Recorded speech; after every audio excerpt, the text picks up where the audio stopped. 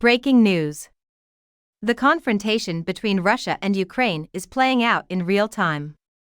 The United Kingdom claims that due to exhaustion and inadequate training, Putin's forces are attacking towns held by Moscow. According to the British Ministry of Defense (MOD), Russian forces have been inadvertently bombing their own country or occupied Ukraine as a result of crew weariness and inadequate training. Twice in the last 7 days, Russian military planes over the mainland and occupied northeastern Ukraine inadvertently dropped bombs. 2 accidents occurred on January 2, one in occupied Luhansk Oblast and the other in Russia's Voronezh Oblast, which is bordering Ukraine's northeast.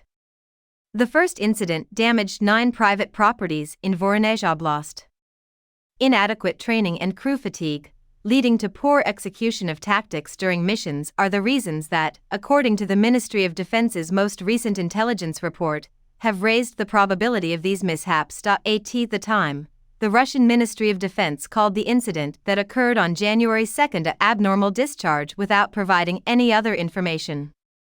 This follows reports from Russian officials and the Defense Ministry that 10 RM-70 Vampir rockets were shot down by air defenses late Monday, injuring 3 persons in the Russian area of Belgorod, and that shelling from Ukraine caused injuries. Ukrainian soldiers have launched many attacks on Belgorod in the past few weeks. Last month, 25 innocent individuals, including 5 children, were slain in a missile and drone attack. In the midst of global outcry over North Korea's military exports to Russia, Kim Jong-un has been seen touring North Korean weapons factories. Vladimir Putin, the president of Russia, has become more reliant on North Korea as an ally since his invasion of Ukraine effectively cut him off from the rest of the international community. According to U.S. intelligence, missiles provided by North Korea have been fired against Ukrainian targets multiple times in the past few days. This is thought to be the first occurrence of its kind since the meeting between Kim and Putin to discuss further collaboration and arms transactions. The president of Ukraine, Volodymyr Zelensky, is currently in Lithuania before traveling to Estonia and Latvia. During the 22-month war, Russia has ramped up its missile and drone attacks, and Ukraine is seeking additional assistance to strengthen its air defenses. During a meeting with Volodymyr Zelensky, the president of Lithuania declared that his country will contribute an extra €200 million, £172 million, to help Ukraine. President Gitanas Nausėda of Lithuania announced the shipment of ammunition, generation systems, and denotation systems to Ukraine later this month from Vilnius, and the provision of M5777 armored personnel carriers in February. As he begins his tour of the Baltic countries, Mr. Zelensky is in Lithuania. President Volodymyr Zelensky of Ukraine has stated that his country is not under any pressure from its allies to end its military campaign against Russia. He made these remarks after Italy's defense minister suggested that real ceasefire talks with Russia should begin immediately. It is imperative that Russia and Ukraine engage in real negotiations, according to Italy's defense minister, who also stressed the need of strong Western support for Kyiv. The time has come for diplomacy to facilitate peace.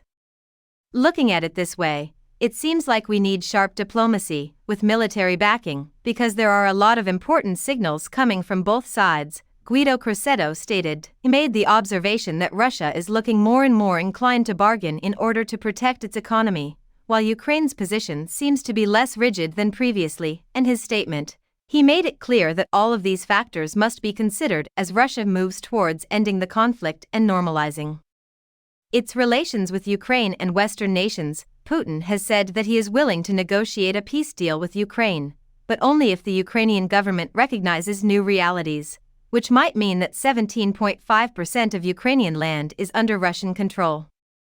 In an interview with The Economist magazine this month, Ukrainian President Volodymyr Zelensky firmly denied that Moscow is open to negotiations, saying that Russia would only consent to a truce if it required time to restock its forces. Alexei Navalny, a prominent Russian opposition politician, made an amusing maiden court appearance after being transported to an Arctic jail colony.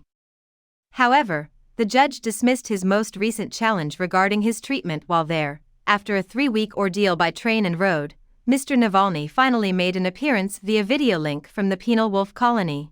where he was relocated last month from a jail in Melikovo, east of Moscow. On the phone, he inquired as to whether or not the Melikovo colony had hosted a celebration in honor of his departure, and if so, if there had been karaoke, which caused the judge to giggle, in reference to the recent scandal involving a group of scantily clad celebrities in Moscow.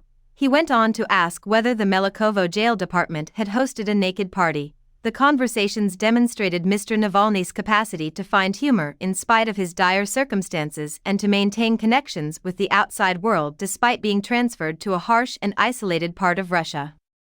His regular court appearances have given him the opportunity to criticize President Putin, the conflict in Ukraine, and his captors while maintaining his attacks. "A tear is flowing down my cheek from the pleasure of seeing him again," he said. Judge Kirill Nikiforov, who has presided over many such sessions. Navalny, 47, is currently serving more than 30 years in prison on accusations he claims were brought up to silence him. The counts range from fraud to extremism. Someone tried to poison him with a nerve toxin in 2020, but he managed to survive. According to the British Ministry of Defence, Russian forces accidentally dropped bombs on 2 sites that were inhabited by either native Russians or occupied Ukrainians. The Ministry of Defense reported in its most recent intelligence report that Russia had twice in the previous week inadvertently released 2 aircraft weapons. According to the Ministry of Defense, the first one struck Russia's Voronezh Oblast, which is bordering northeast Ukraine, and damaged 9 residential premises. Rubizn, a village in occupied Luhansk Oblast, Ukraine, was hit by an unguided munition in the second incident. Luhansk People's Republic militia leader, who is pro-Russian and has governed portions of the province since 2014, verified the news. Likely exacerbated by inadequate training and crew fatigue, leading to poor execution of tactics during missions, the Ministry of Defense stated, adding that these mishaps could happen. "This is not your grandfather's Republican Party," President Joe Biden would say to everyone who would listen. Looking at the Republican presidential candidate's stances on Ukraine in 2024 makes that point crystal clear. Republican stances on Ukraine are causing divisions. Some contenders, echoing more conventional Republican views on foreign policy, think the United States should maintain funding for the war effort. Republicans like George W. Bush have been sounding the alarm about Russia and backing Ukraine's bid to join NATO for quite some time. As he prepares for a challenging year ahead, Ukrainian President Volodymyr Zelensky is touring the Baltic nations and other multi-nation regions to rally support. Mr. Zelensky will be visiting Latvia and Estonia in the next days after his visit to Lithuania on Wednesday. The presidents of Lithuania and Ukraine will meet for a joint press conference at 11:25 GMT on Wednesday.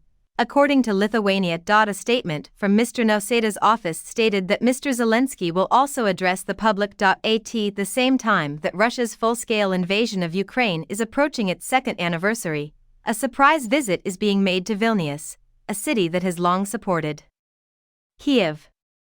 The presidents will discuss the war in Ukraine, support for Ukraine and its integration in the European Union and NATO, stated Mr. Nausėda's office. At next week's World Economic Forum annual meeting in Switzerland, over 60 heads of state and government, including presidents of Ukraine and Israel, as well as hundreds of business leaders, will convene to debate the most pressing global issues. On Tuesday, organizers announced that the alpine ski resort town of Davos will host a summit from January 15 to the 19th.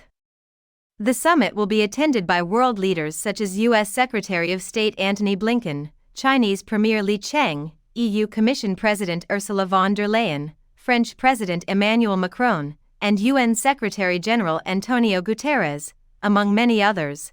With 2 big wars, Israel-Hamas and Russia's invasion of Ukraine, and other issues like climate change, big disruptions to trade in the Red Sea, a weak global economy, and misinformation powered by rapidly advancing artificial intelligence, attendees have their work cut out for them in this major election year.